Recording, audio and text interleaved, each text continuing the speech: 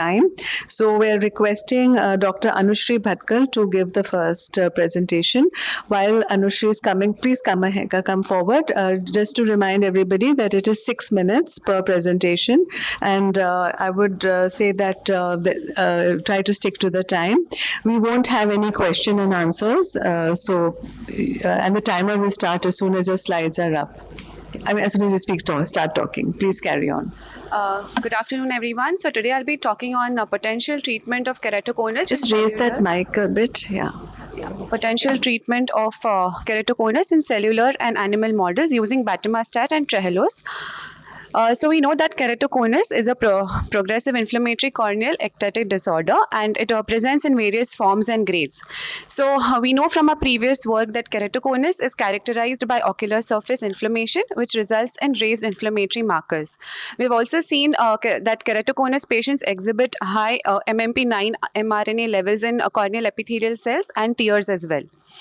We have also observed that there is a decreased LOX expression in keratoconus disease. So this raised MMP9 and decreased LOX is basically the molecular phenotype in keratoconus. So we mimic this in a cultured cell line, epithelial cell line, by inducing inflammation by treating the cells with TNF-alpha and LPS. And again, we noticed that there was a raised MMP9 and decreased LOX expression. So basically in keratoconus, the LOX and MMP9, they cause the ECM, the extracellular matrix remodeling. The MMP9 causes degradation of the extracellular matrix, which results in progression of the disease. So this brings us to the research question that what impact exactly does eye rubbing and inflammation have on the cornea? So first I'll talk about the animal model.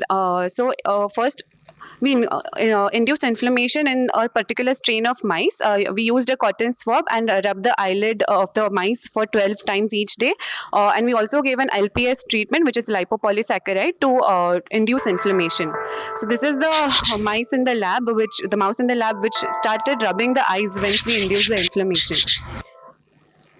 So we took 4 animals who were controls. 4 animals we induced inflammation by eye rubbing only. In 4, inflammation was induced by just LPS treatment, and in 4 by doing both. So what we observed in them that there was increased MMP9 expression and decreased LOX expression after the eye rubbing. So coming to the in vitro model. We again induced inflammation in the corneal epithelial cells, and we looked at the activity now of MMP9 and LOX, and there was an increased MMP9 activity and decreased LOX activity. The second question is, can we have a novel therapeutic agent which can negate MMP9 action at the molecular level and upregulate the LOX effect?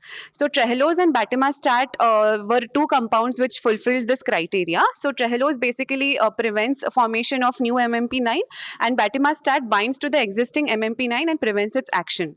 Trehalose also promotes autophagy, which improves the cell health. So again, coming to the animal model, we induced inflammation as I described before, and then we treated them with batimastat and trehalose individually and then together. Again, we noted that there was increased LOX expression and decreased MMP9 expression once after the treatment. We did the same in an in vitro model. So here we treated epithelial cells which were under inflammatory stress with batimastat and trehalose. So here the blue box is a normal cell which has normal basal LOX expression. In the red box, there is reduced LOX expression after the inflammatory stimuli is given to the cells. In the yellow box, we can see that there is a regain of the LOX expression after the cells which are under inflammatory stress are treated with batimastat and trehalose. We also looked at the activity of the LOX and MMP9 after treatment with batimastat and trehalose, and there was again a decrease in MMP9 activity and increase in LOX activity.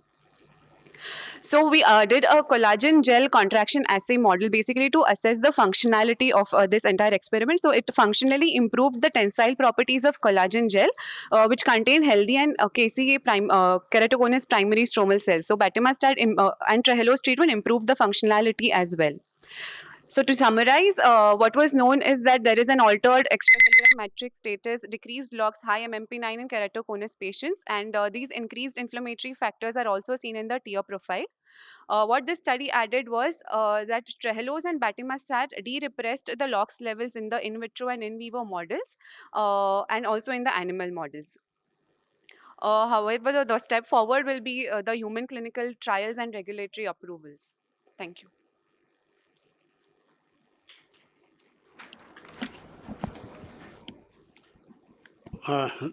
Next one is Dr. Siddharth Narendran. After this session, you need to call up the venues of the. Yes. Good afternoon. So my first talk is on the development of an ultra-sensitive CRISPR-based diagnostic platform for the diagnosis of fungal keratitis. We have no financial interest. So before I begin, a brief introduction to CRISPR. In one word, they are the antibody equivalents of prokaryotes. So when we as eukaryotes come in contact with the virus, we recognize their proteins and produce specific antibodies against them proteins, which we have leveraged in creating vaccines. Given the primitive state of the prokaryote immune system, they rather recognize foreign nucleotide sequences and engineer Cas enzymes to recognize these sequences and cleave them. We have very recently started harnessing this ultra specificity of bacterial Cas for genome editing and diagnosis. So with that background on CRISPR, why is the need for a new diagnostic platform? So microbial keratitis is an asylum epidemic in our part of the world. Fungal keratitis affects the immunocompetent middle-aged agrarian communities. Delayed presentation is one of the primary causes for poor visual outcomes, and the need for tertiary care facilities to diagnose is a primary cause for the delay in treatment. Hence, there's a huge unmet need to diagnose and manage fungal keratitis at the primary healthcare level. What is the problem with the current diagnostic modalities? So they either require expensive equipment or trained personnel. Even with access to both, they either lack the sensitivity or specificity and are time consuming. So the purpose of our study was to develop a rapid, non-invasive, cost-effective point-of-care test to diagnose fungal keratitis using CRISPR, which we have termed as RIDMIC, which stands for Rapid Identification of Mycosis using CRISPR. The assay consists of two main components: an isothermal amplification step, which amplifies the target fungal DNA if present, followed by the CRISPR reaction, which in the presence of the amplified target fungal DNA, cleaves a fluorescent reporter, which is visualized as fluorescence. So because our aim was to develop this assay both as a point-of-care test at the primary healthcare level and as an alternative to PCR to predict fungal load in tertiary facilities, we included two readouts: an easy point-of-care readout, which is a qualitative binary readout, a yes or no readout, and a quantitative readout, which can help predict fungal load in tertiary facilities. So this is the workflow of the assay. The first step is the DNA extraction from the corneal swab, followed by isothermal amplification, followed by the CRISPR reaction and visual detection. The whole process takes only 60 minutes and requires very little equipment and expertise. So these are the four steps in the development of the assay. First is to design the assay, then to do in silico testing, then to test the sensitivity and the analytical sensitivity and the specificity, and fourth step is to clinically validate the assay. So the first, to design the RPA primers and the CRISPR guide RNAs. The 18S sequences of 49 common fungus known to cause keratitis was aligned, and RPA primers and guide RNAs were designed. So the next step was to test the specificity of the assay against known patient isolates. As seen here, a positive test was seen with all tested fungal DNA, which all fluoresce, and also a spike is seen in the spectrophotometer readings. This is not seen with bacterial DNA or human DNA. So next was to test the analytical sensitivity of the assay. So this was around 10 genome copies for Aspergillus flavus, 11.2 for Fusarium, 7 for Curvularia, and 13.6 for Candida. So once the development phase was over, we then wanted to clinically validate this assay. So 50 consecutive patients with smear-positive microbial keratitis were included. The technicians operating the RIDMIC assay were blinded to the results of conventional mycological methods and panfungal PCR. Being a nucleic acid detection modality, we tested it directly head-to-head against PCR. The sensitivity of RIDMIC was 93.6% compared to 91.1% in PCR. The specificity was 85.7% versus 66.7% in PCR. RIDMIC also had significantly better positive predictive and negative predictive values. So to conclude, this is the first CRISPR-based system reported for the diagnosis of fungal infections in any organ system. This is the first CRISPR system for the diagnosis of any ophthalmic condition. The sensitivity and specificity is better than PCR. It requires very little expertise and minimal equipment. Thank you.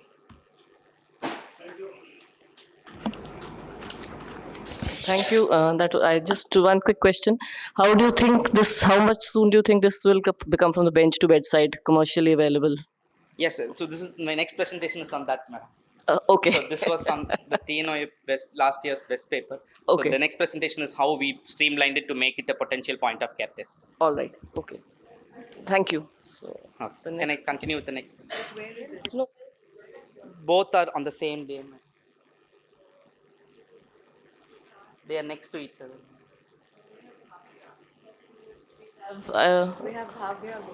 We can continue Okay, with the because I list have which two we have. presentations in the list which they gave to me. One is this is the TNOA best paper. Perhaps you could continue in the order in which it is already Okay. in. So Okay. we'll just continue Okay. with the order. And I'd now like to invite Dr.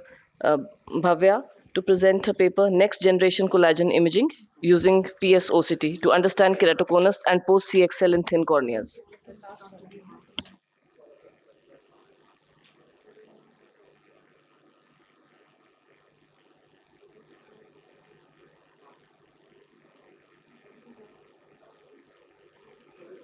Yes. Good afternoon, everyone. I'll be presenting a work on next generation collagen imaging using PSOCT to understand keratoconus and post-CXL outcomes in thin corneas. So, cross-linking has been established as an effective treatment for advanced keratoconus in thick corneas. When it comes to thin cornea, we still have issues to come about. Like we need to modify our cross-linking technique to ensure endothelial safety in thin corneas, and the only other option is corneal transplantation, which has its own disadvantages. So, coming to the existing techniques of modified cross-linking we have available to address the challenges in thin corneas, all these techniques have some or the other modification needed during the technique. Some of them require additional solutions. We may have to modify the riboflavin solution. Some require corneal tissue, and some require modification of the UVA light source, etc. So, can we devise a technique which does not require any additional equipment, does not require modification of riboflavin solution, which is simple and can be executed by every ophthalmologist who treats keratoconus? So this is we thought is going to answer this. So NXT UVA calculator is based on customizing the UVA on time to the thinnest corneal thickness of each cornea we treat. So it is based on Lambert-Beer equation, where the incident energy is per centimeter square is still 5.4 joules, but the incident energy gets attenuated at deeper depths of the stroma. So the total irradiation dose is still is made sure that it is still lesser than endothelial damage threshold, which is 0.35 milliwatts per centimeter square. So, I'm showing the center. I'm showing you the equation how we derive the UVA on time, and it is different for both the 0.1% and 0.2% riboflavin solutions, because the absorption coefficients are different for both the solutions concentrations. So we have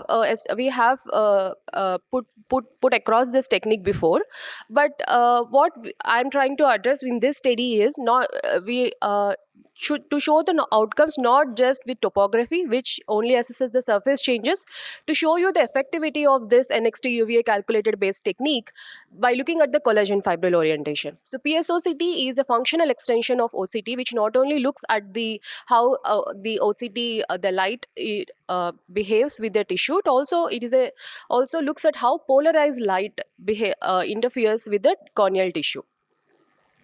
So this is our in-house built PSOCT, which we have built in association with the University of Vienna, which has a capacity of in vivo imaging in the humans. So apart from, it is a spectral domain OCT, apart from being an ultra high resolution OCT, it also gives you the polarization sensitive imaging. It basically gives you the information on the birefringence of the cornea. So, since it is a high resolution OCT, it gives you epithelial thickness, Bowman's thickness, stromal thickness, so segmental layer thickness, as well as collagen orientation.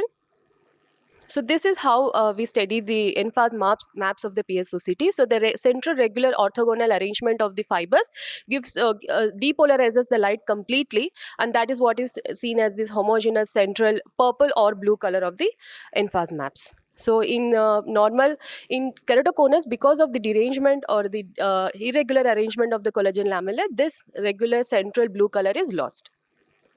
So we wanted to assess the stability of keratoconus in thin corneas post cross-linking using PSOCT. This is our study workflow. So after initial diagnosing and addressing and assessing whether the patient has progressive keratoconus or not, we assess the thinnest corneal thickness and then remove epithelium. After intraoperative pachymetry, we calculate the UV on time and then proceed with accelerated cross-linking. So this is how the interface looks like. You can just input the thinnest corneal thickness and then get out the time duration needed for the cross-linking. So these are the outcomes. So there is significant flattening and also stabilization of the keratoconus in all the treated eyes. Apart from the significant flattening, we also noticed that the collagen fibril orientation is either stable or has improved post cross-linking. So there was no derangement of collagen fibril orientation after cross-linking in this thin cornea cohort using the NXT UV calculator. So addressing there are two groups which work on customizing UVA on time in thin corneas. But apart from demarcation line and topography, we believe that showing that collagen fibril orientation is stable after cross-linking using the NXT UVA calculator is a better effectivity marker than just using a demarcation line and topography outcomes. So we do know that we need modifications of cross-linking to address thin cornea cross-linking. Customization of UVA on time has been shown as a simple way to treat thin corneas, but this is the first study to establish its effectivity apart from topographic outcomes, showing that collagen fibril orientation is stable or improves after cross-linking using the NXT UVA calculator. Thank you. Thank you, Bhavya. So we have one correction that Dr. Siddharth, the paper he presented was supposed to be the presentation of his last year's best free paper. So now will be the actual paper to be judged, which is free paper 318. So Dr. Siddharth may please present. Meanwhile, we'd also like to request all the presenters to stay till the end of the session. If there is some time, we would take up some question and answers in the interest of the audience. Sorry for the confusion. So this talk is on nucleic acid extraction-free CRISPR-Cas12a based diagnostic platform where we streamlined the process for point-of-care testing. So again, the same background on CRISPR. In one line, they are the antibody equivalents of prokaryotes. So again, there's a huge unmet need to diagnose and manage fungal keratitis at the primary healthcare level, and to add to the existing diagnostic armamentarium for the management of fungal keratitis. So our purpose was to develop a rapid, non-invasive, cost-effective point-of-care test to diagnose fungal keratitis using CRISPR, which we have termed as RIDMIC, which stands for Rapid Identification of Mycosis using CRISPR. So as shown in my previous talk, we had developed this RIDMIC assay, and it had shown excellent diagnostic performance compared to PCR. However, to evaluate its utility as a point-of-care test, we first dissected the assay into the 4 steps. First is DNA extraction, followed by isothermal amplification, followed by the CRISPR reaction and visualization. So this is we assessed them against WHO's assured criteria for a point-of-care test and saw how well each step aligns with it. So when we did this, 56% of the cost was due to the DNA extraction step. 45% of the time was also due to the DNA extraction step. This was the step which required the most expertise and also was dependent on expensive equipment, and this was the only step which was dependent on electricity. So we thought if we could bypass this step without compromising on sensitivity and specificity to make it an ideal point-of-care test. So there is precedence of direct nucleic acid extraction-free PCR without compromising on the sensitivity and the specificity. So we thought that whether we could apply this to this CRISPR platform. So the first step was to see the concordance or the agreement between these two methods. The first is the DNA extraction based method where the corneal swab is subjected to lysis followed by a complicated DNA extraction process and requires a centrifuge, where here a regular shimmer strip is placed on the base of the ulcer and directly subjected to RPA amplification and CRISPR reaction. The concordance between these two methods was 100%. The next step was we wanted to see what is the time to achieve a positive diagnosis. So here, though this is a binary readout, we measured the fluorescence and we looked at the time required to reach the threshold, which was mean of the negative controls plus 3 times their standard deviation. So the mean time to reach a positive diagnosis with the extraction-based method was 23 minutes, while it was 25 minutes with the extraction-free method. There was no statistical significance in these two. So this, encouraged by this, we established the workflow. This is how it works. A shimmer strip placed on the base of the ulcer is subjected to RPA reaction, which happens at 37 degrees. Pipetting and a heat block are the only equipment and expertise which are required, and the learning curve is very simple for this. This is followed by the CRISPR reaction, which again happens at 37 degrees Celsius for 10 minutes, followed by the visual detection. Being on 37 degrees is the highest temperature required. Now we are also we are able to do away the heat block and even work with body heat. So then was the clinical validation. 146 patients with smear positive microbial keratitis were included. PCR rhythmic was compared with PCR and other conventional micrological methods. So the sensitivity of PCR in this large subset was 93 versus 94.5% with the CRISPR-based assay. The specificity was 72 with PCR, 84.62 with rhythmic. So the concordance with other conventional mycological methods, 72% of the results were concordant between culture, rhythmic, and KOH, 76% between culture and rhythmic, and 94% between direct microscopy and the CRISPR-based assay. So this was the mycological spectrum of all the fungal species detected by the rhythmic assay. Fusarium was the most common, but rhythmic was also able to successfully detect Aspergillus, Curvularia, Candida, Xero, Hilum bipolaris, Lacidodiplodia, and Dementicious fungi. So how does now rhythmic compare against the other existing diagnostic tests for fungal keratitis? So rhythmic, after microscopy, rhythmic is the cheapest available. The sensitivity and specificity is comparable to PCR. It is very user friendly. It requires less than 45 minutes. It requires only a heat block and pipette and does not require electricity to function. So to conclude, again, this is the first CRISPR-based system for the broad range diagnosis of fungal infections in any organ system. First for the diagnosis of any ophthalmic condition. DNA extraction-free rhythmic reduces the time and cost by half and is not dependent on complicated equipment or electricity. There's 100% concordance between extraction-based and extraction-free rhythmic. This is a point-of-care test that can be applied at the primary healthcare level. We are in the process of multiplexing it for species differentiation and for identification of antimicrobial resistance genes. Thank you.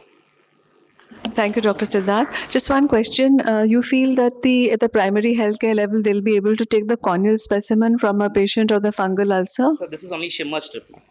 So we don't. But even for a Schirmer strip, Yes. for them to be expected to touch the cornea and take it, or is it from the tears? Tears is sufficient, ma'am. Okay. So because not touching the cornea. nucleic acids are present in this tears in a Okay, sufficient. that's Yes. understandable. Yes. Okay. One more question. You have compared with the cultures. Have you compared with the KOH mount? Yes, 94% was the concordance rate between KOH and rhythmic. Thank you. We'll go in for the next paper now. That's is Professor Anand Parthasathi here. Look closer, go deeper using the intraoperative OCT. So if he's not here, we'll go on to the next paper after that. That's Bowman's membrane relaxation. Dr. Supriya Samak. Bowman's membrane relaxation for enhancement of femtosecond intrastromal lenticule implantation.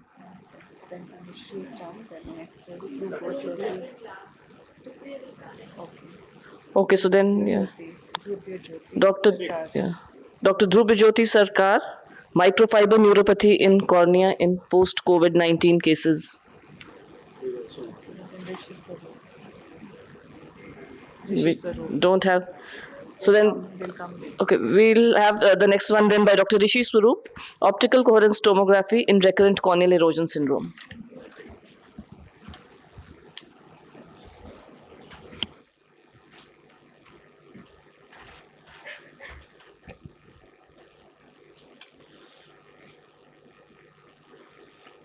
Can I get started?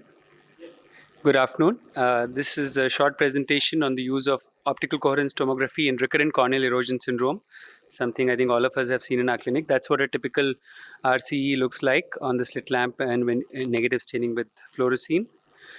As we know, this is a chronic relapsing disease of the cornea in which the patient wakes up with sudden pain and morning symptoms on waking up suddenly.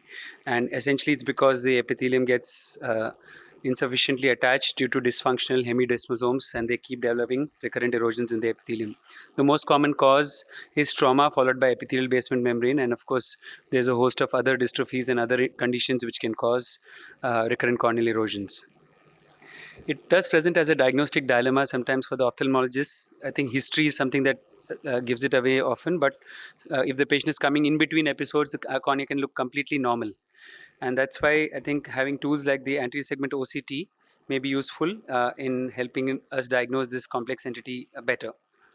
So the purpose of this study is to report the findings of OCT in patients with RCE. And the secondary objective was to study the etiology and also the effectiveness of excimer PTK. So this was a cross-sectional observational study done at one center, 46 eyes of 34 patients. We used the OptoView RTView OCT 17-line raster. And basically, patients were investigated and standard treatment was started based on their diagnosis. The scans were obtained at different stages of the pathology and studied for changes in different layers of the cornea, depending on when the patient presented and followed up. So this is what the results look like. The patients were predominantly female. 8 of these eyes had epithelial basement membrane dystrophy, which is 17%. And all these images were compared to a standard normal ASOCT, as is shown in the image on the right. So you can see 2 hyper-reflective lines. One is the tear film and one is the epithelial basement membrane.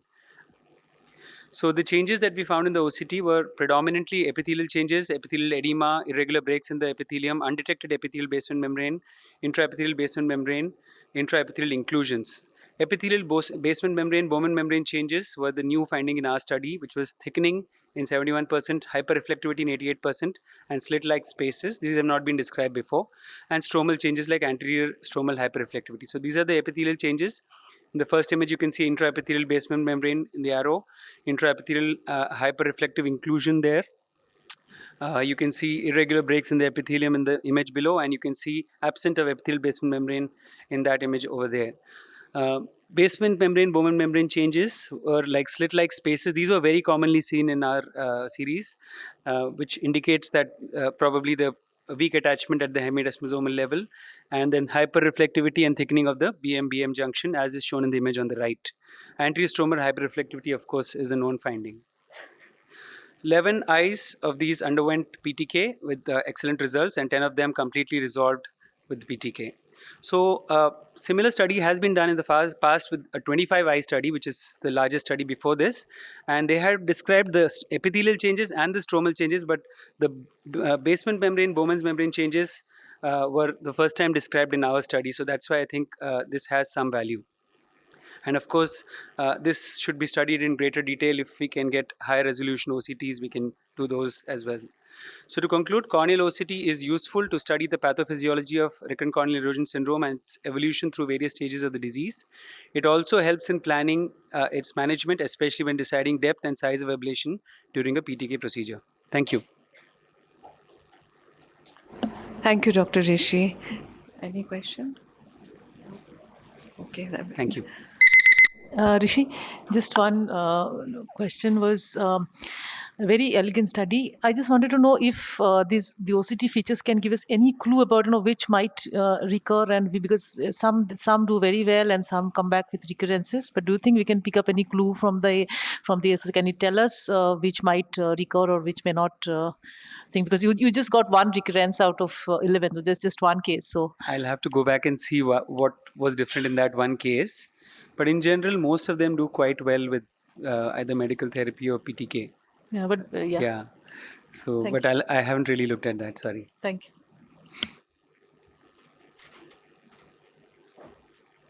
Just wondering, since a lot of absentees, should we just go down the list and just see how many are here? So we have next Dr. Amrita is there, Dr. Amrita Pradhan, and Dr. Kiran Kumar, then Dr. Sushmita is there, and also That's it. So we can have some interaction in between then, because what's your name, sir? You're a previous winner presenting, right? Yeah. So that's right, Dr. Siddharth Sudhakar Naidu. Yeah. So last year's winner. Okay. So we'll be So you'll be presenting at the end. Perfect. So we have a little more time for interaction. Maybe we can confirm with the others who are missing if they're coming or not. All right. So that's good. Who's not coming? Okay. But I saw him come here to load his slides. Just see, are the slides loaded of Dr. Anand? I did see him in this room. He had come. Maybe he's busy somewhere. Just see if his slides are loaded. So in the meanwhile, we can have Dr. Amrita Pradhan presenting her paper on identification of mycotic hyphae using smartphone and pocket magnifier, a multicentric study.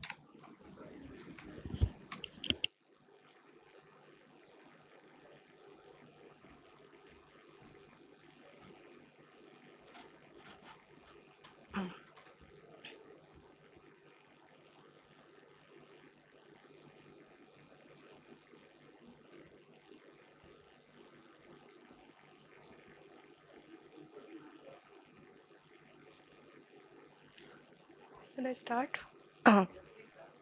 Good afternoon, everyone. Today I am going to present our paper, Identification of Mycotic Hyphae using Smartphone and Pocket Magnifier, a Multicentric Study. There is no financial disclosure. Fungal keratitis is one of the most difficult forms of microbial keratitis for the ophthalmologist to diagnose and treat successfully. Inappropriate treatment by potent antibiotics lead to antibiotic resistance and painful blind eye. Problems encountered in case of fungal keratitis include establishing the correct clinical diagnosis and obtaining confirmation of the fungal organisms on laboratory diagnosis. Direct microscopy is a major tool for rapid diagnosis of fungal keratitis, but this basic tool or a microbiologist is not routinely available in most health centers in India. The average size of a filamentary fungus varies from 2 to 10 mm in width. Smartphone-based microscopes can be used as low-cost device for evaluation and providing diagnostic support at the point of care. So our objective was to detect mycotic hyphae in corneal scraping of suspected fungal corneal ulcer patients using a cost-effective device of smartphone and pocket magnifier. It was an hospital-based cross-sectional observational study. Study period was from October 2020 to November 2022. There were 3 tertiary centers of ophthalmology of Eastern India. Sample size was 500. Inclusion criteria being corneal ulcer patients with history of injury with vegetable matter presenting for first time to OPD. Exclusion criteria being patients on antimicrobial therapy. And diagnostic algorithm was corneal scrapings obtained from corneal ulcer patients with history of injury with vegetable matter was stained with gram stain and 10% KOH stain. It was imaged with smartphone coupled with compact pocket magnifier. Digital photographs were acquired using smartphone camera through the pocket magnifier and integrated light emitting diode assembly. Pictures of multiple sections of slides were examined using smartphone screen and using zoom function up to 10x. Pocket magnifier is a battery-operated device. It has an eyepiece where the smartphone camera aperture can be placed. Opposite the aperture is the objective complex with a central lens surrounded by LED encased in a transparent box. The plastic box lies in a direct contact with glass slides. It was the camera specifications. Results being male were more commonly affected. Agricultural workers and age between 20 to 50-year people are more commonly affected, and rural people are more commonly affected. Coming to reliability, our sensitivity was 75.83% and specificity was 88.79%. Similar study done by Dipali et al. Their sample size was 60, where our sample size was 500. And with fungal hyphae found with compound light microscope, our study found about 78.66%, where they found 76.66%. We used as pocket magnifier as method. They used fold scope. Fungal hyphae found with pocket magnifier was 62.66%, that is 310 out of 500. They found 34 out of 60 patients, that is 56%. These are some clinical pictures. And we found here smartphone mounted pocket magnifier showing fungal hyphae. Coming to conclusion, it is a quick, portable, cost-effective and novel technique. It can be implemented in peripheral health centers where light microscopes or microbiologists are not available. In periphery healthcare center, technician, paramedical staffs can use these techniques so the early diagnosis and appropriate treatment can be done. Smartphone image acquisition, online image comparison, or wireless transport for expert opinion can become a practical reality like telemedicine. Limitation, there is only a preliminary step in digital imaging of infectious organisms using readily available handy equipment. Refinement in technology like better lens quality, improved shutter speeds, sensors would eventually translate into images with better resolution. Thank you. Thank you. Did you have any challenges or any limitations that you would like to mention? Actually, we have very small sample size, that is only 500. Also, in periphery, we cannot do corneal scraping, so need ophthalmologist. Okay. Thank you.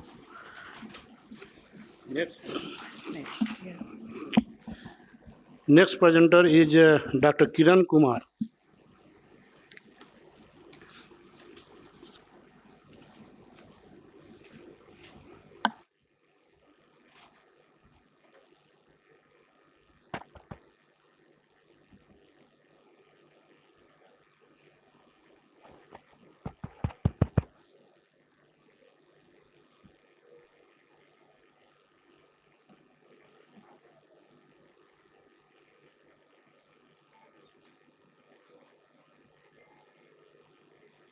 Respected teachers, I'll be presenting a study on topo-guided photorefractive keratectomy and combined with collagen cross-linking, a new paradigm in keratoconus management. As we all know, like keratoconus is characterized by steepening and irregular astigmatism. The main concern for the patient is the best corrected visual acuity. If at all, if keratoconus progresses, we might have to do collagen cross-linking alone. But even though it causes stabilization, it does cause some amount of flattening, but which is totally unpredictable. And corneal irregularity still persists. So most of the patient end up not accepting with the spectacle. So we might have to give them RGP for long term. So, if we combine with collagen cross-linking with a topo-guided regularization of the cornea, definitely it flattens the cone peak, resulting in a flatter and broader cone, thereby redistributing the biomechanical strain, so that CXL will have an additive effect on this. So with this background, we did a study after our institution ethics committee clearance to evaluate the clinical outcomes of combined topo-guided PRK and accelerated collagen cross-linking in progressive keratoconus with thin corneas under modified protocols. So our methodology is like the keratoconus patient visiting to our the cornea clinic. Our main inclusion criteria was age more than 18 years and the thickness, expected thickness of more than 350 microns following the procedure, which is a difference from what we have in literature. Usually literature mentioned till now studies was done for the thickness of more than 450 microns. And hypersensitivity to riboflavin or pregnancy and lactation was the exclusion criteria. About 30 years of 30 patients underwent combined topo-guided PRK with modified accelerated protocol.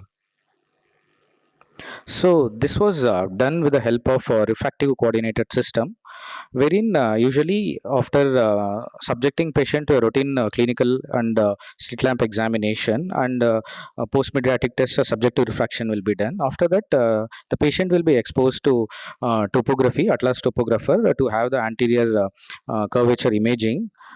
Later on, the same data will be transferred to CRS master, wherein we have to enter few values like the thinness pachymetry and subjective refraction and optical zone. Here we can interplay between 5.5 to 6.5 millimeter depending on the thickness and topography. So once we press F2, it actually shows the ablation pattern, which will be definitely focused on our cone, and also which can be further confirmed by 3D representation, which is also given in CRS master. We can actually see our ablation pattern is exactly targeting the cone. After that, the patient will be shifted to MEL90 platform, wherein we do a routine PRK after alcohol epithelectomy, and PRK will be done. The one difference is like MEL90 usually takes 2 seconds for every diopter, but here it usually takes more time of about 15 to 18 seconds to complete the treatment, because apart from treating the cylinder, it also regularizes the cornea. So, which can be further confirmed in our post-op imaging, which actually shows there will be complete flattening of the cone, which confirms our treatment is definitely helpful. So, this can be further confirmed by our follow-up topography. When you actually see, this is a 2-year follow-up of a patient, which actually shows Kmax flattening of about 4.5 diopters and astigmatism treated for about 2.2 diopters. So coming back to our results, a similar procedure was conducted in about 30 eyes, and we followed up for 2 to 3 years. And when we actually see, there was like more than 50% of the patients gained 3 or more lines just with spectacles, and the requirement for contact lens was drastically reduced, and more than 25% gained like 2 or more lines, which was statistically significant, which was further reflected in our keratometric values. There was gradual the flattening of the cornea, which remained so far till 3 years, and no eye has been progressed over a period of 3 years. So with this background, I'd like to conclude like simultaneous topo-guided PRK with CXL is a safe and effective surgical alternative for early keratoconus. This combined treatment is capable of offering patient good functional vision as well as stabilization of the ectatic disorder. With this background, what are we adding to the literature? Usually till now, the publication says we can treat topo-guided up to thickness of 450, but we have done the study by considering up to 350 microns, and maximum ablation depth achieved was up to 90 microns, and none of our cases have progressed till now. So we would like to recommend, it is usually indicated for a clear central cornea with ideal central cone with expected thickness of 350 microns. Maximum ablation can be done up to 80 to 100 microns with an interplay of optical zone of 5.5 to 6.5. Thank you. Thank you. Just a couple of questions. Did you encounter haze in any of these patients? Because you are ablating quite deep. Yeah. And secondly, what was the minimum pre-op that you had, and how did you get to the 350 level? Was that with the epithelium, without the epithelium? Without the epithelium, ma'am. So without the epithelium, it is 350. So we put hypotonic, it will become 400. And we have even tried for the thickness up to 320 microns also. For that, we have a modified protocol with a calculator. We adjust the dose according to the thickness. Okay. And what about the haze?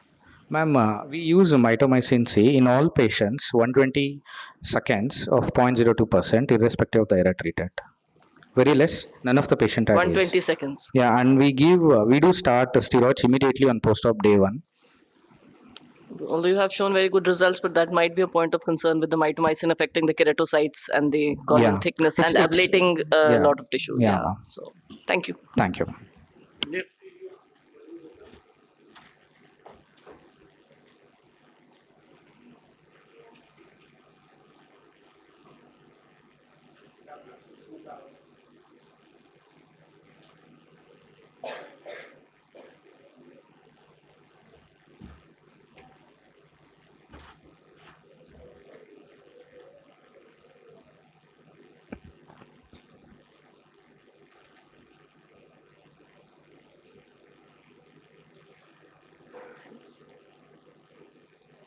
Good afternoon.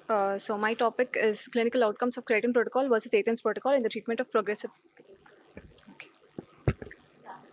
Okay. I have switched it.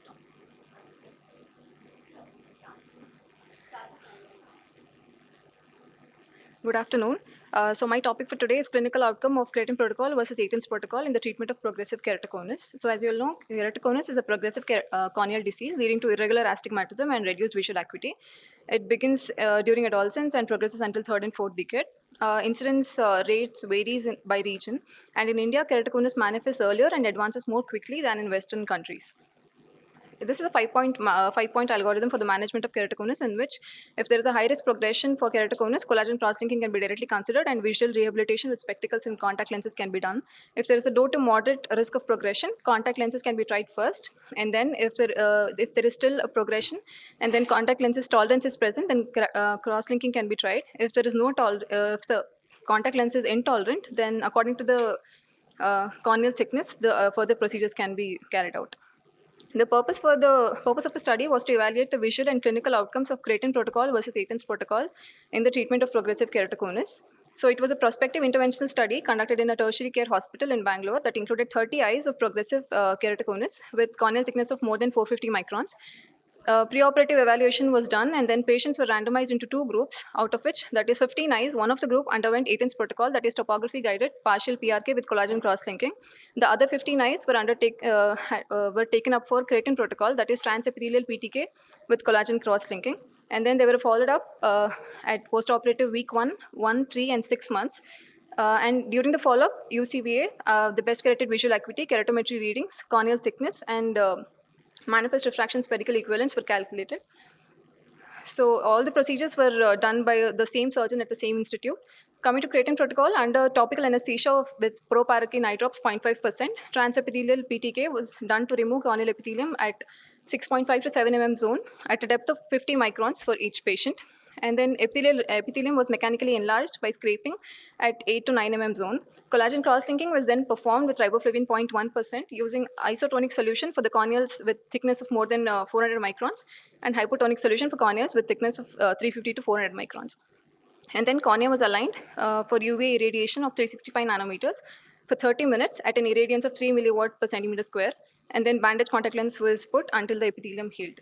And then coming to Athens protocol, under the topical anesthesia with proparacaine eye drops, customized topography guided partial PRK was performed according to the intended refractive correction on the 6 mm optical zone.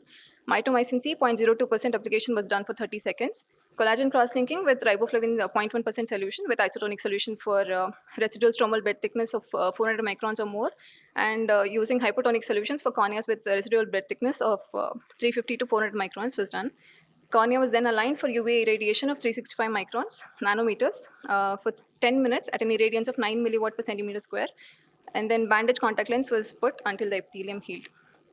So the results, these are the results, and the study included 30 eyes of 24 patients with progressive keratoconus.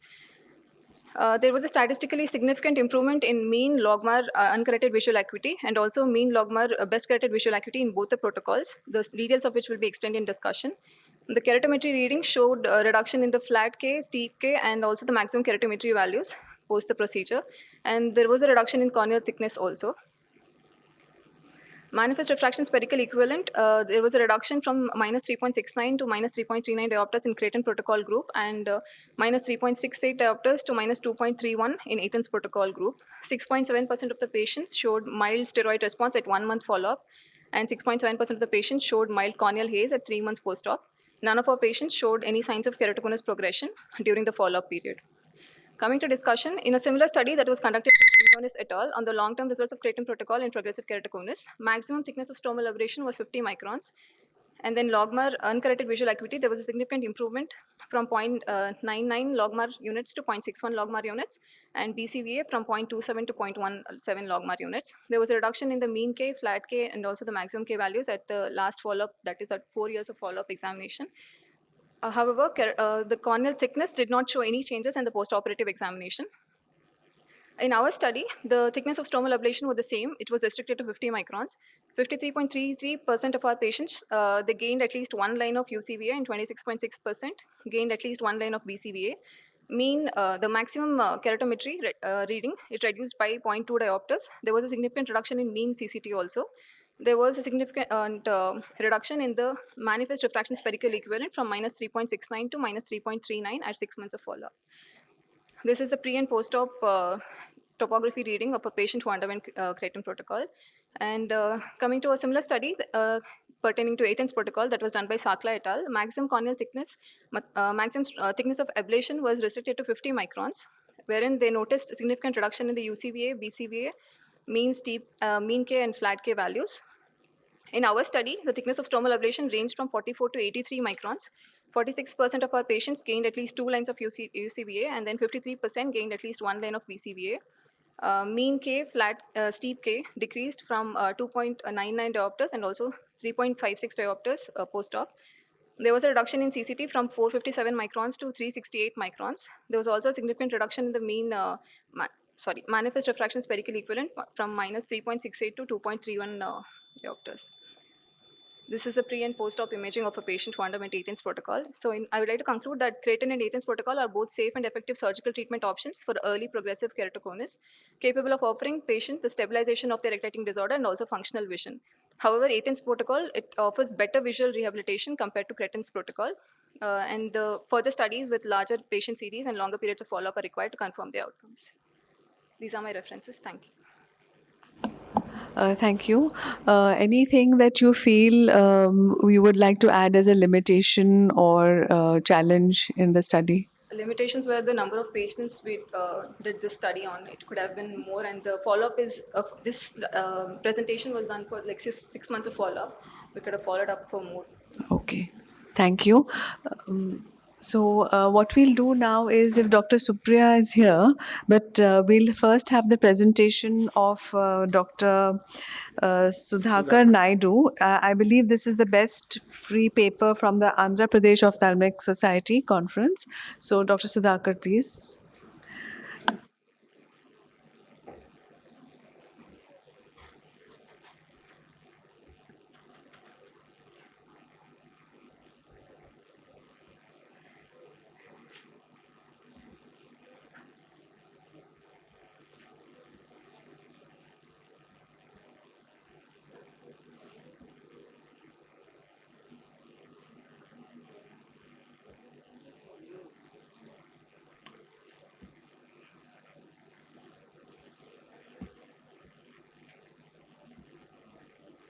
Good afternoon to all. I am Dr. Sudhakar. I will be presenting a case series of autologous simple limbal epithelial transplantation. And there is no financial disclosures for the content of the talk. And the scope of my talk is etiology and classification of the limbal stem cell deficiency, the difference between slit versus clit, and the video explaining surgical procedure of the slit and our experience in this procedure. The limbus acts as a proliferative barrier between the conjunctival and corneal epithelium. Any factors that damages the limbal epithelium result in invasion of the conjunctival epithelium onto the cornea, result in conjunctivalization. This conjunctival epithelium is thick and irregular, unstable, and with or without neovascularization and inflammatory cell infiltration, and which results in epithelial defects, and over course of time it will lead to ulceration and scarring. The limbal LSCD can be primary or secondary, diffuse or total, sectoral or partial, or subclinical or overt. The etiology, it can be primary or secondary. Primary LSCD is mainly due to insufficient stromal microenvironment seen in cases like aniridia, congenital erythrokeratodermia, keratitis, or multiple endocrine deficiencies or chronic limbitis. And secondary LSCD is due to external destruction of the limbal stem cells, and the most common cause is chemical injuries, and other causes are Steven-Johnson syndrome, multiple ocular surgeries, contact lens wearers, or prolonged infections. The difference between clit versus slit, slit is a single stage procedure, and it doesn't need any extensive equipment or stem cell laboratory, and patients doesn't need long-term immunosuppressants. And clit is a two-stage procedure, so it needs extensive equipment and separate stem cell laboratory, and patients will need long-term immunosuppressants. This is the surgical video explaining the slit, and first the conjunctive limbal tissue is taken from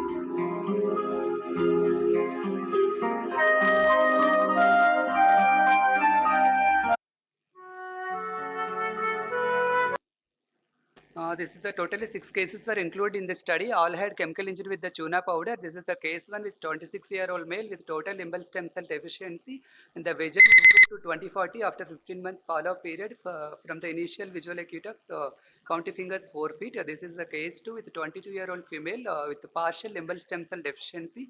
The vision improved to 20/40 after 1 year follow-up period from the 2200 presenting visual acuity. This is the third case, a 80-year-old male child with total limbal stem cell deficiency. The initial presenting visual acuity was hand movements, and it improved to 20/60 after 11 months follow-up period. And this is a case 4 with a 32-year-old male child with total limbal stem cell deficiency. The vision improved to 20/100 after 11 months follow-up period. This is a case by 25-year-old female with a partial limbal stem cell deficiency. The presenting visual acuity 20/100, and it improved to 20/40 after 10 months follow-up period. This is a case 6, 28-year-old male with a total limbal stem cell deficiency. The visual acuity improved to 2200 from hand movements after 9 months follow-up period. This is our experience in 6 cases. All had chemical injury with tuna powder, and 5 are adults and 1 is child, and 4 cases had total LSCD, and 2 are partial LSCD, and 4 cases were associated with upper lid symblepharon, which was managed with amniotic membrane excision and amniotic membrane transplantation. These are the result of the study. The mean follow-up period was 11.5 months, and visual acuity improved more than 3 lines, and there is a significant anatomical and visual outcomes, and epithelialization was fully in all cases, and 3 cases have clear cornea, and 2 cases had residual scar, and 1 case had residual scar with vascularization who needed further intervention. So, coming to conclusions, SLET is a simple and effective technique in managing unilateral corneal burns, and which can be done. It can be mastered and performed by any comprehensive ophthalmologist with a regular OT setup and without any special instrumentation or laboratory support. So, this is the pre and post-op pictures of all the 6 cases. These are my references. Thank you.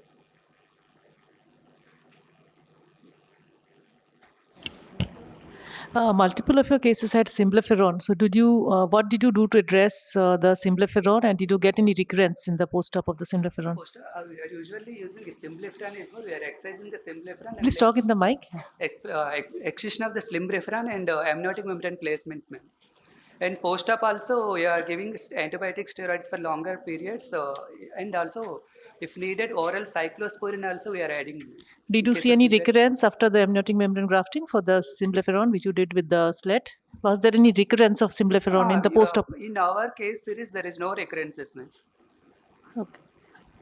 Because usually conjunctival autograft works better as far as symblepharon is concerned as compared to amniotic membrane alone. Actually, amniotic membrane alone is better, because conjunctival it is already conjunctival autograft we have to take from the other eye. Other eye, you are already taking the 3 to 4 mm of the tissue. You take more tissue. Usually, limbal tissue is important, because if you take the more limbal tissue, other eye has the chances of development of the LSCD.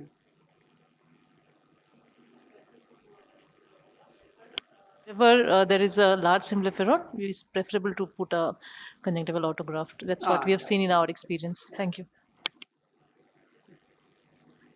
Thank you so much.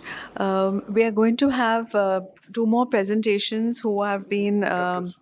There's one doubt about Dr. Supriya. Just 2 more presentations we'll be having. Just give us 2 minutes. We have to discuss one issue. Thank you so much, Hamseed.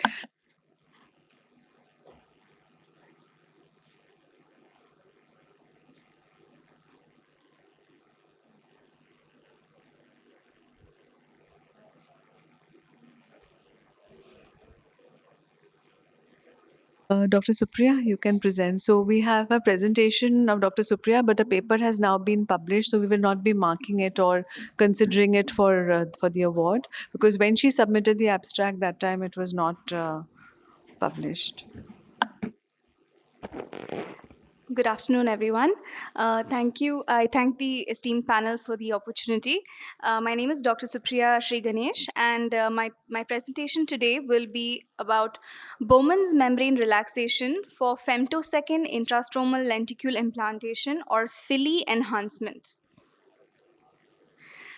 So recently, there's been a significant interest in the field of tissue addition by using autologous smile lenticules.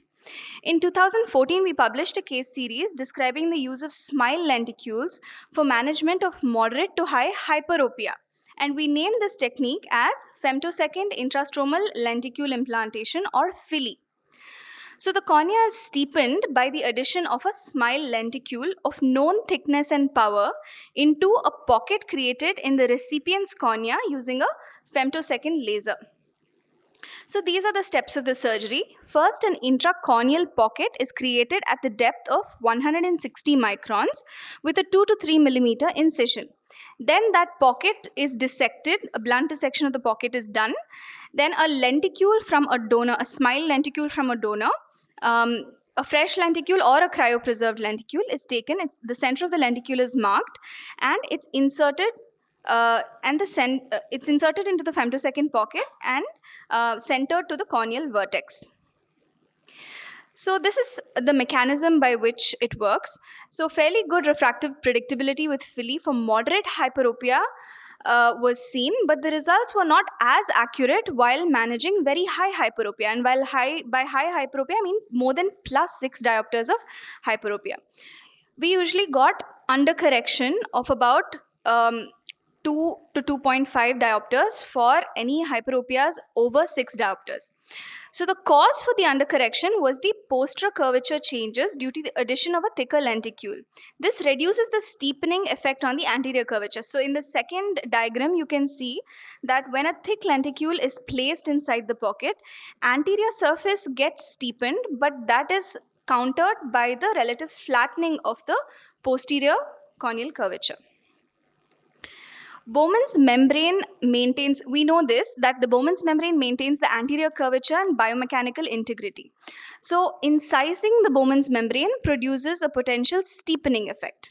So Bowman's membrane relaxation is a novel treatment modality for enhancing the outcomes of FILI and other tissue addition techniques for high hyperopia. So basically here the Bowman's membrane was incised and this caused a steepening of the anterior surface and the posterior surface. So the 36 months postoperative and visual outcomes, keratometric effects, and biomechanical changes in the 4 eyes of high hyperopia treated with FILI are discussed here. So the procedure, the eyes that underwent enhancement with BMR for significant residual hyperopia, that's more than 1 diopter of residual hyperopia, post-FILI for more than +6 diopters, these were the cases that were included. A Hesburgh-Barron trephine was used to trephine the Bowman's membrane and part of the anterior stromal fibers. A 7 millimeter trephine was selected so that the incision could be made between the edge of the lenticule, which is generally 6 to 6.5 mm, and the edge of the corneal pocket, which we made as 7.5 mm. So this is the surgical video. So Hesburgh-Barron trephine is placed at the 7 mm zone, centered, and 3 turns of the trephine is done. Each turn makes a cut of about 50 microns. So, and the incision is opened up. So these are the post-op clinical photographs, and the results. Basically, the preoperative spherical equivalent before FILI was +7, mean spherical equivalent to the donor lenticules was about -8.23. Average thickness of the lenticules was 144 microns. Average optical zone of the donor lenticules 6.38. And the residual hyperopic refractive error was 2.25 diopters after FILI. So BMR was performed after 1 month after FILI was done, and the follow-up was done for 36 months. So after doing the Bowman's membrane relaxation, we saw that the residual refraction changed from +2.25 diopters to a mean of +0.31 diopters. All eyes improved to their pre-FILI best corrected visual acuity without any gain or loss in CDVA. The mean anterior chamber depth increased from 2.51 mm to 2.63 mm, which shows the increase in posterior curvature of the cornea. The Q value also increased from 0.93 to 1.25, suggesting a more hyperprolate corneal shape.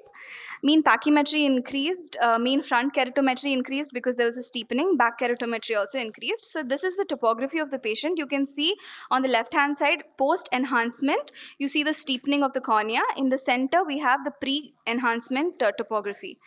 Same thing in all 4 patients, the topography is seen to have steepened post-enhancement. The stress strain index on corneal biomechanics also reduced because of the incision in the Bowman's membrane. And this is the ASOCT. We can see the mean depth was 148.6 microns of the incision. So instead of doing a Bowman's membrane relaxation, other methods of enhancement could have been either PRK or a thin flap LASIK, but the limitations of that are the risk of haze infection, delayed healing with PRK, and flap-related complications post-LASIK. So to conclude, Bowman's membrane relaxation may be effective in reversing posterior curvature changes after tissue addition. The potential limitation of the study is that the sample size is too small, and we could not derive any nomograms. So the novel technique potentially paves the way for further research and enhancing results of filling. Thank you very much. Thank you so much, Dr. Supriya. So now we have the 2 papers from the free paper Cornea 1 and free paper Cornea 2. This is now considered that they have come to the semi-final. And so from free paper Cornea 1, we have free paper 1790 by Dr. Manu.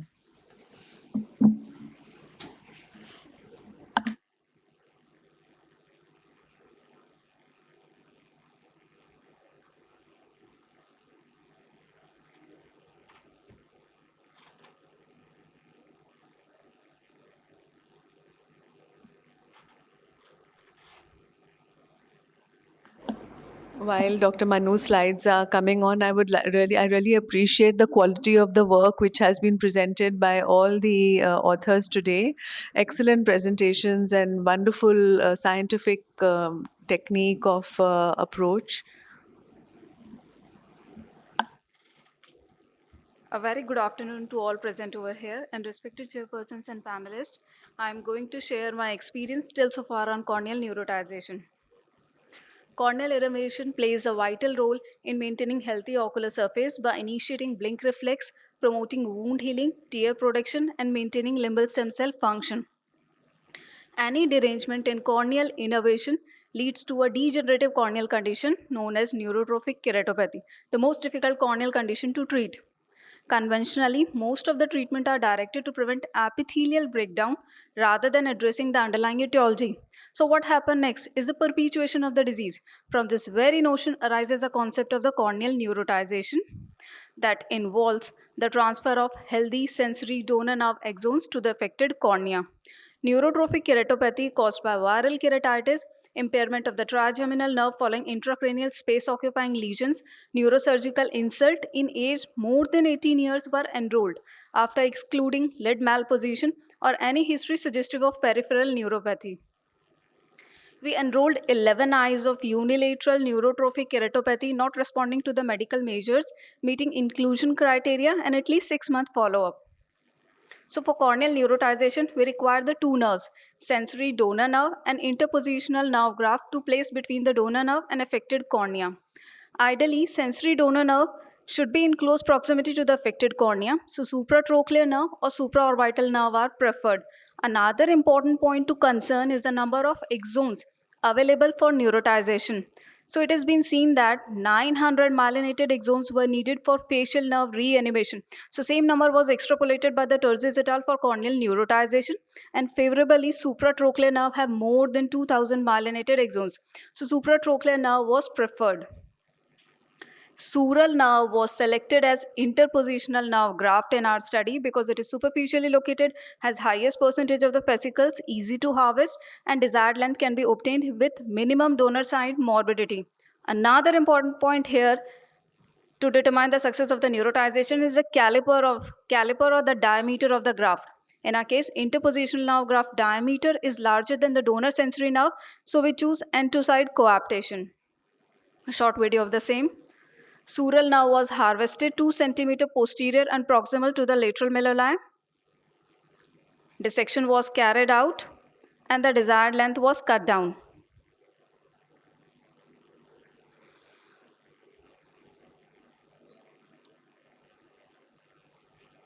Sub-row incision was made on either side.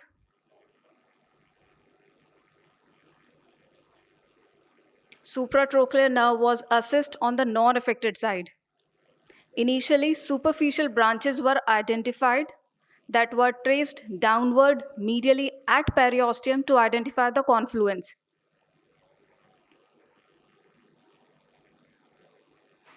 Neurovascular bundle help in identification of the supratrochlear nerve. Nerve was secured. Tunnel was made across the nasal bridge.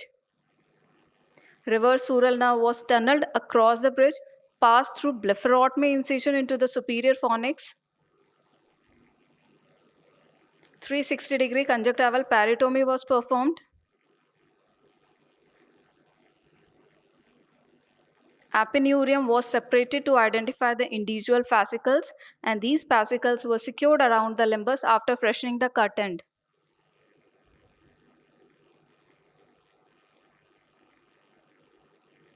And finally, end-to-side coaptation was performed using nylon assisted with the fibrin glue.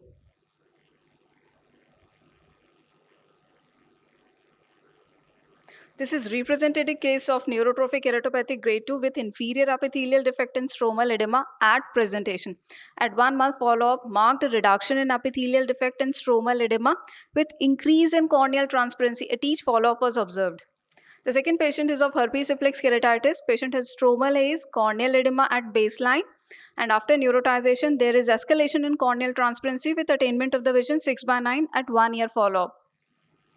The confocal images of the same patient showing very few nerve fibers at presentation, which gradually increases in number, length, and density at each follow-up. So our study observed a significant improvement in ocular surface parameters at 1 month, predominantly corneal staining score improvement that explained for concordant improvement in NK grade. As the corneal clouding gets cleared, the visual start improving and reach at the significant level around 3 months. So subsequent improvement in ocular surface is linked with corneal re-innervation. At each follow-up, there is a progressive and gradual increment in corneal sensation. Similarly, subbasal nerve fiber density also increased, although the absolute value to the contralateral normal eye was not achieved. Our study reported a chronological pattern of corneal re-innervation commenced from subbasal nerve fiber length at 1 month, perception of the corneal sensation at 3 months, and improvement in subbasal nerve fiber density at 6 months. So in nutshell, there is no established guideline defined when two patients should be offered treatment. Some authors advocate early corneal neurotization to prevent the corneal scarring and avoiding need for PK or other ocular surface surgeries. Post-operative corneal sensibility is not influenced by the number of the nerve bundles or fascicles used. So our study advocates the efficacy of corneal neurotization in treating neurotrophic keratopathy and substantiate routine practice of this technique. Thank you for patience listening. Thank you so much, Dr. Manu. Any questions, Dr. Sushmita? Did the patients give any feedback about their experience also of the surgery? And did they get any problem at the donor site? Ma'am, donor side initially patient may have some loss of sensation or allodynia, but it persists only for a period of 6 weeks. After the 3 months, all the symptoms get resolved because of the formation of new collaterals or some channels. Okay, good. Thank you. So we invite Dr. Murlidhar to be giving the next free paper, which has come from the Cornea session 2 on selective endotheliectomy in Peters anomaly, SEPA, a prospective clinical trial.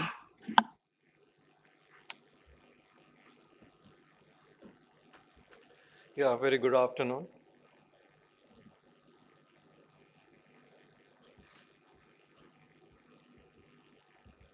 Yeah, give me a second.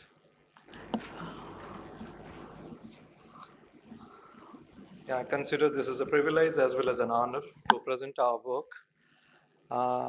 This is a new technique we innovated and pioneered at LV Prasad Eye Institute for the last 10 years.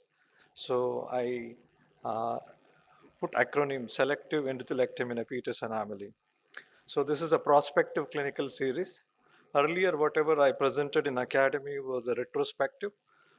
Initially, it was a 4-year study, retrospective, then it became 10 years extended retrospective, and this is a clinical prospective trial. I'll come to reasons, why did we actually choose to have a clinical trial. I do not have any financial disclosure. As we all know, Peters anomaly is one of the most common anterior segment developmental abnormality that presents with a central or a paracentral corneal opacification.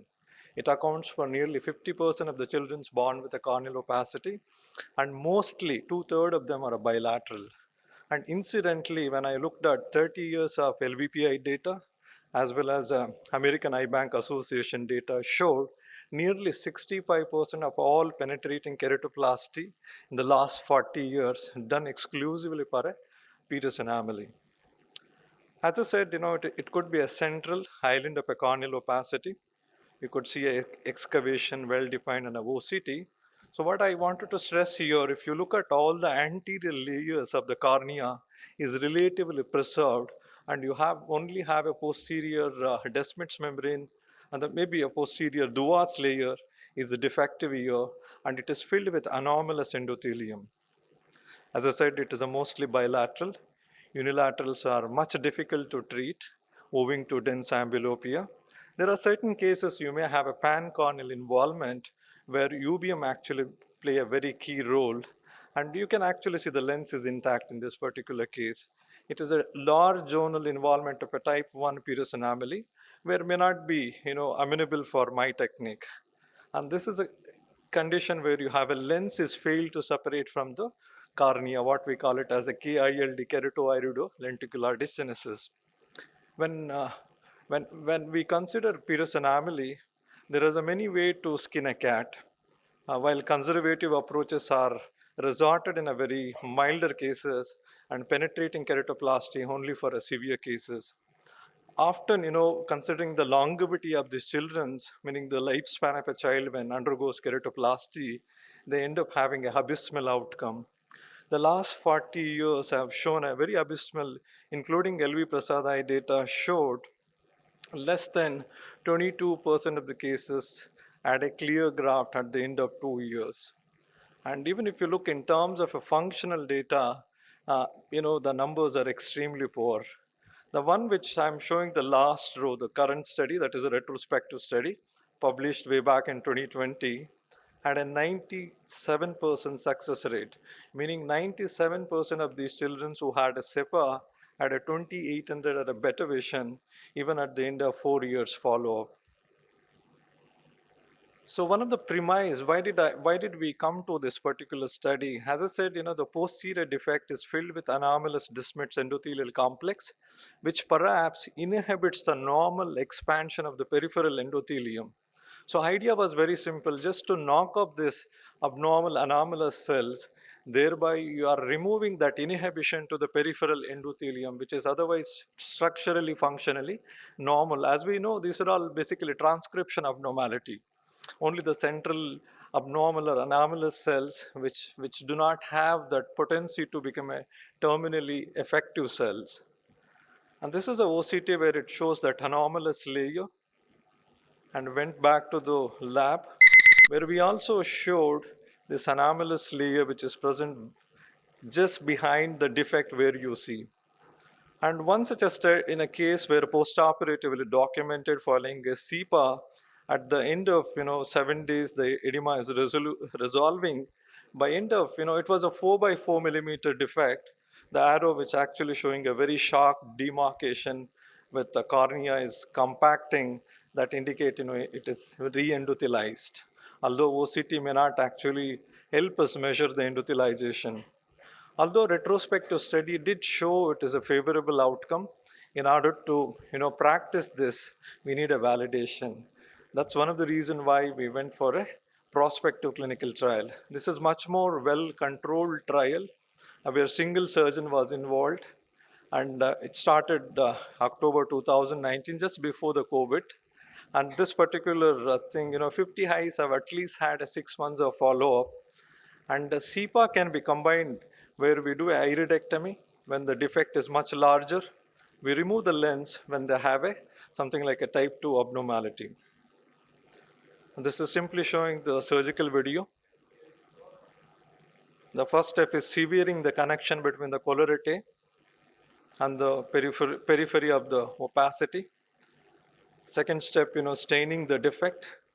Third one, it is similar to the way we polish the undersurface of the anterior lens capsule and ensuring I've not done any Descemet detachment or a lens injury. And in cases where you have a keratoiridolenticular dysgenesis, I'm directly entering into the lens, doing the endocapsular lens aspiration. Care has to be taken, lens should not be spilled into the vitreous cavity, and then a sphincter expansion because the visual axis is much smaller in this particular case. So when we had iridectomy, we call it as a SIPO. When we remove the lens, it is called SIPOL. And to come back to the results, so the SIPA had 6 cases. These are all the moderate diseases. So all 3 groups have a equal representation. I'll just take you to the picture. You could see one of the index case. When last seen recently, this is the 4th year, you have a complete clearance. We are able to refract, able to see the fundus, and child has unaided vision of 2060, improving to 2030. This we label it as a partial clearing, complete clearing, partial clearing, and a variety of plethora of indications have led to good outcome, including in the type 2. So 100% of the moderate cases had a clearance, and 52% of the little severe cases has a partial clearance. Okay, and did have all of them have a good visual improvement. And although this group 2 has a much larger number, Dr. so therefore, Murli, can the you vision. wind up because time's over? Yes, ma'am. Right. I'll just finish in a minute. And only reasons for a partial clearance was basically, late presentation, larger opacity, and additional intervention. And retrospective had a 85% clearance, and a prospective had 100% clearance. And with our 10 years of data, we proposed a simple algorithm. Step 1 were mild diseases, where we have managed conservatively. Moderate, where SIPA works extremely well, irrespective whether we are dealing with a type 1 or a type 2. In a severe, we may have to add a iridectomy. Thank you for your patience hearing. Thank you so much, Dr. Murli. Are there any questions? Murli, nice presentation. So you have showed a couple of images of OCT as well. Now my question is, if it's a small infant and we are not able to do the OCT, so just based on your judgment of whatever you see on the slit lamp, on the microscope, on the operating microscope, do you get a good success rate of the amount of area that you remove versus if it's an older child and you were able to do a OCT and delineate the exact area, and do you think there's a difference it makes in the outcome? Yeah, that's a great question. We do have a handheld intraoperative OCT. Generally, first, what I take a good clinical image. We have a software now. We would be able to, get that algorithm. So I didn't discuss about that, lack of time. So we also compare with the OCT. So the where you have the perimeter is defined by the numerous strands where it inserts. So that's where, when I make an initial severing of that, the iris strands, so that defines the opacity. Then you stain with the trypan blue. That's a very robust way. Not only I have to scrape up the abnormal cells, I'll also go about 0.5 millimeter into healthy area so that I don't want to leave any in-between bridge that again inhibits the endothelization. And second thing is, I'm just curious, where is the idea from? Is it something like the DVEC and the DSO that we do for the Fuchs endothelial dystrophy, or how did you think of this? So madam would agree with me. It is a mainly serendipity. In some of the severe cases, Peters anomaly, like my teachers, my mentors, we used to do a synecholysis about a couple of weeks before performing a keratoplasty. One such a case when I just did a synecholysis, 2 weeks later, the cornea was much more clearer. Then I continued to observe that, let's not do keratoplasty. So that's how, those cases start clearing. Then I just connected all the dots, went back to the lab, what is actually happening. then continued similar cases. That's what it took me 10 years before I could develop and publish to the world, because I didn't want to do anything which is not very serious, which is not scientific, because each of these child have a huge potential, and parents come with enormous faith in us, and considering all that life expectancy at the time of surgery, it's a big responsibility. I just have a comment to your question about the OCT. So if one doesn't have access to the intraoperative OCT, then the swept source OCT is also an excellent tool, because that gives you, it's even in young children, because in our center we are doing a lot of imaging on the swept source. So that they've figured out the way they do for the ROP, the straddling, and because it's very fast, it takes around 50,000 scans per second, so it's much quicker. You may not get it in every child, but you would get it in a lot of young children as well. So that might be a Swept source would be more robust, madam. yes. I mean, It'll if give a one much doesn't have better access to an resolution. intraoperative to Yeah, have it's that much idea. better resolution. So it was a very wonderful session for all of us. Also nice to see the good work going on. And I apologize to Dr. Siddharth. In the beginning, we were a little bit confused because we thought yours was the best paper from last year's AIOS. But anyway, all that confusion is sorted and we have marked you on both. So I think we can have a group photograph. But before that, any questions anybody wants to ask? And we'll have a group photograph with all the presenters and everybody. I actually had a question for Dr. Bhavya. Bhavya, I've always wondered how you're not about the PSOCT, but the technique of doing the thin corneas, the modulation of the energy that you do, how is that different from the sub 400 protocol? Or is it just the same thing with another name?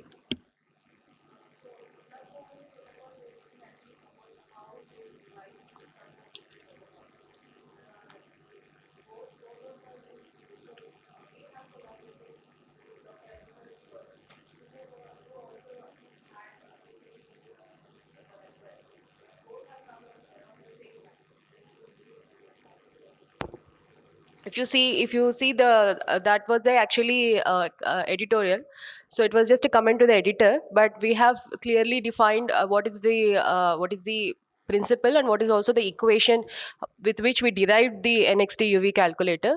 So only difference I would say is NXT UV calculator is more widely available. Anybody can try it. But I cannot comment on what sub 400 protocol is based on, but I have explained what we have. If you go through that original paper, they have also given the time of according to your thickness, and it's a very simple Yes, that table, was and a you see table. that time, and so that's simple. You don't need new machines, you don't need the accelerated. So yes, Dr. Rishi.